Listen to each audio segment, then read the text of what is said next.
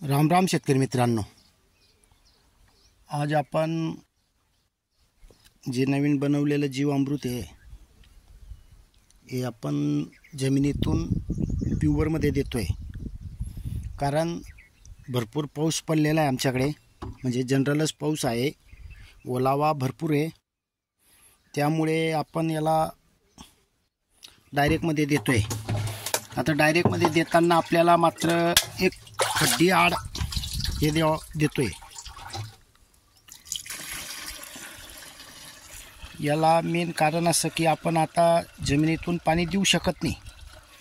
बोरवेलचं आपल्याकडे ठिबक सिंचन सर्व काही अवेलेबल आहे। जर का आपण ठिबक सिंचनमधून पाणी दिलं तर जे फुल्लर लागलेलं आहे या बोंड आहे, जसं की आता समजा हे चिटकलेलं आहे, हे पडू शकतं आणि म्हणजे पडू नाही शकतं, म्हणजे पडतंच, त्यात काही शंका नाही आहे।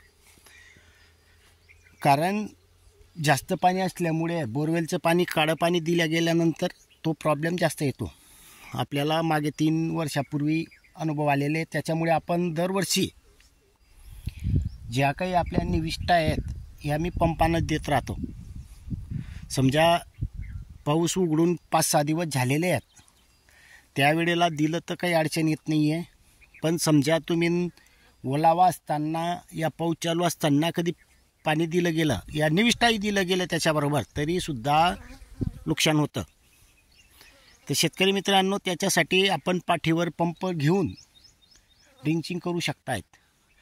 आता विशेष कसं असतं, आता समजा हे झाड आहे, तासणी की त्याच्या मुळ्या या तिथल्या मुळ्या इथपर्यंत असतात, तर त्यामुळे आपण मध्यंतरी टाकून द्यायचे आहे। फक्त धार लावून द्या, एक चालू करा मोटर आणि चालत चालत हळूहळू असं चालत, मात्र हळूहळू बी चालले तरी बी 200 लिटरमध्ये 60 गुंठे वावर होत आहे।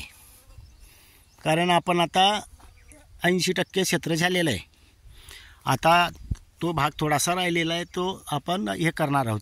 आता शेवटून दाखवण्याचा उद्देश एकच होता, सुरुवातीलाही आपण व्हिडिओ बनवला असता, पण ते गाडायला त्रास होतो असं भरपूर शेतकरी म्हणतात। तर शेतकरी मित्रांनो बघा, ज्या वेळेला परिपक्व तयार होऊन जातं ते त्यावेळेला आणि शेणाचा गठ्ठा बांधलेला असतो।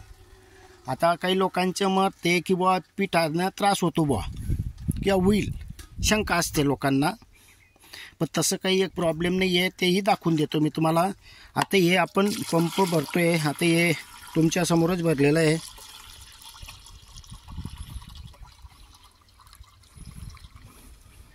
बघा, काही गाड आला का, काही एक गाड येत नाही।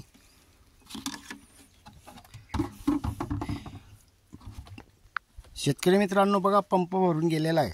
तर आपण काय करतो नंतर, आता ह्या काठीनं फक्त नुसतं असं करून द्यायचं आहे, म्हणजे ते ऑटोमॅटिक एकजीव होऊन जातं। बघा, खालतून गाड येतो, हे 2-3 वेळा असं केल्यानंतर काय होतं, जे काही खालचं बसलेलं असतं ते उठून जातं, म्हणजे आतमध्ये सर्व याच्यात येऊन जातं ते, आणि आपण जोपर्यंत पंप खाली करून येऊ तोपर्यंत ते खाली बसून जातं।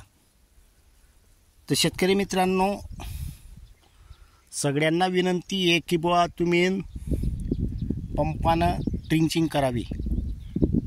मोटर म्हणजे काळं पाणी देऊ नये, दिल्यास फुलफुगडी जास्त प्रमाणात गळते। धन्यवाद।